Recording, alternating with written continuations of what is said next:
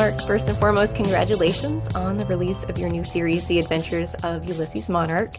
For our readers, what can you tell us about the genesis behind this project? Well, basically, I work in addition to writing comic books, I also work in television and film. And a number of years ago, the streamers and the television networks were saying, "Oh, we're really looking for a high concept adventure show, sort of in the vein of Indiana Jones that the whole family could watch." And I started thinking about Indiana Jones and what makes Indiana Jones interesting. And, for me, it's like Indy is, he's investigating all these ancient civilizations, and there's a line in Raiders of the Lost Ark where Belloc, holds up a pocket watch and says, "See this? $3 from a vendor in the street." And I take it, I bury it in the sand, and it becomes priceless. And I thought about that. And I thought about like, oh yeah, it's like it's not the inherent nature of the relic that makes it priceless. It's the time it's spent buried.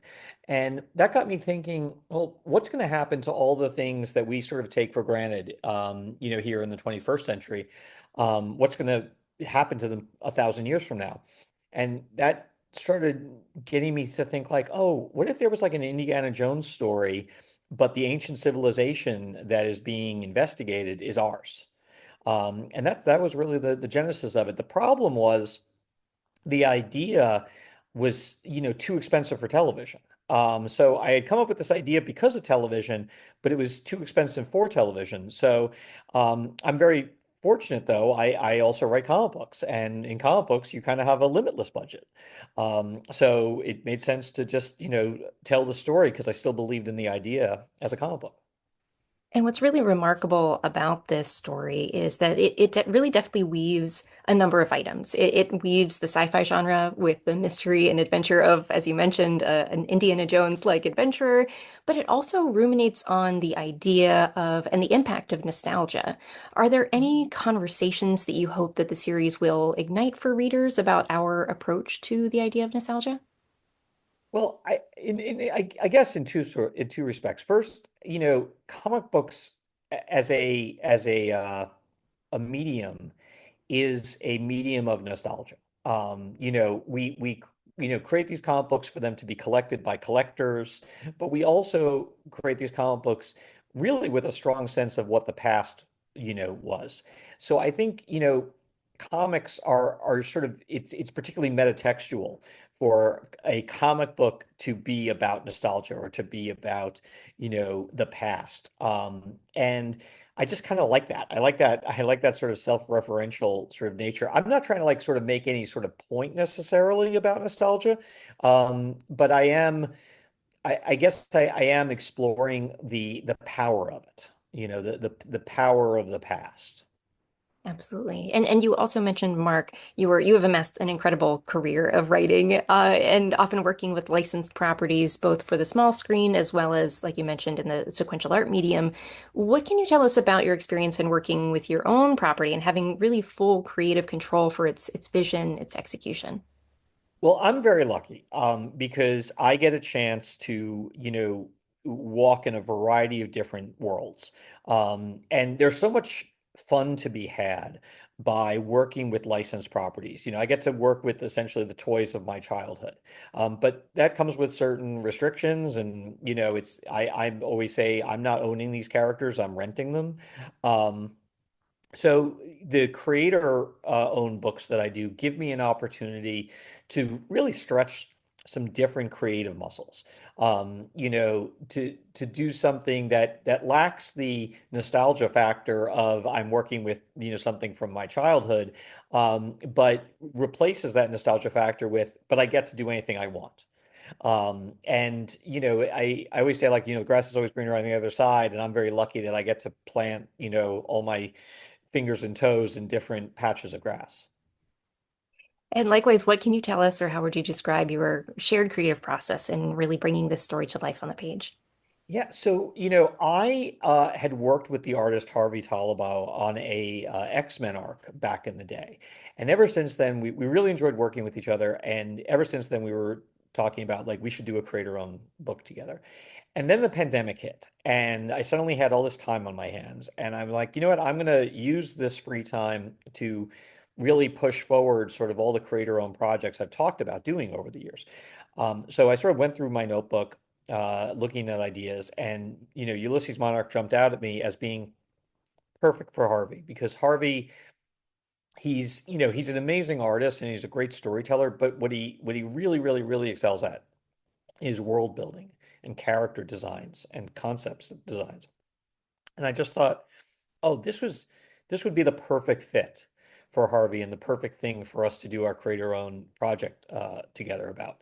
And I write full script, but I always tell the artist, whoever I'm working with, whether it's creator-owned or work for hire, I always say, I'm basically giving you the brain dump of what's in my head as far as like how I'm seeing the panels and how I'm seeing the scenes and the pages layout. Take all of this as, a suggestion, not a directive. Adjust things however you'd like. And I'll, make the necessary corrections in the editing, in the lettering stage.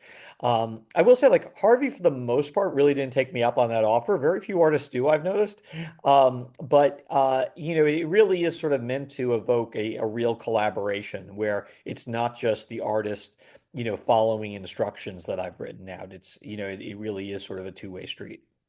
Absolutely. And another partner in this collaboration is ComiXology Originals, the Yeah. publisher. What can you tell us about your decision to publish with ComiXology Originals and why or what makes them the perfect publishing partner? I've had a great experience with the Amazon company writ large. Back in August, I published in my second novel through their imprint, their Lake Union imprint. I happen to read all my comic books on ComiXology. I've gotten to the point with my collection that I I wouldn't say I never buy hard copies, but I'm at capacity, so I've got to really think twice about any physical book I buy now. So I read everything through ComiXology. I really enjoy the reading experience, and ComiXology also offers a lot of artistic freedom. They're very like pro creator, they're very creator friendly, and doing a creator-owned book, I kind of wanted to go with a publisher who really would just let me do kind of what I want to do, and obviously they have, notes and suggestions and everything, and that's great. But they're really, they've, given me enough rope to hang myself. They've given me a wide berth, and I just really value that. And I will say, like, I just hit it off with the folks there too. So much of work in comics is personal. And it sounds sort of mushy to say, but it's really true. It's like, it's for me, it's less about the publisher than it is about the people at the publisher. Who are you actually working with day in, day out to get the book produced and out into the world. And just the folks at ComiXology are just they're so fantastic. They're so supportive. They're so encouraging. It's just a really wonderful working relationship. I'm so glad to hear that. And final question for you. What are you most excited for readers to experience as they follow the adventures of Ulysses in future issues? Well, this might be like the lame answer, but it's at least the truthful one, which is, like I said, Harvey and I started working on this back during lockdown. So back, 2020. It's been 5 years to, bring this book, finally to fruition. So honestly, I'm just excited for readers to finally experience this thing that I've been living with for 5 years. And I've actually been living with the idea of Ulysses for far longer than that. So to me, it's just this was a very, very long gestation process. So I'm just looking forward to people getting the chance to see the book. Excellent. Well, we are looking forward to more. Thank you so much, Mark, for your time, and congratulations again on the release of the first issue. Oh, thank you so much. I really appreciate it.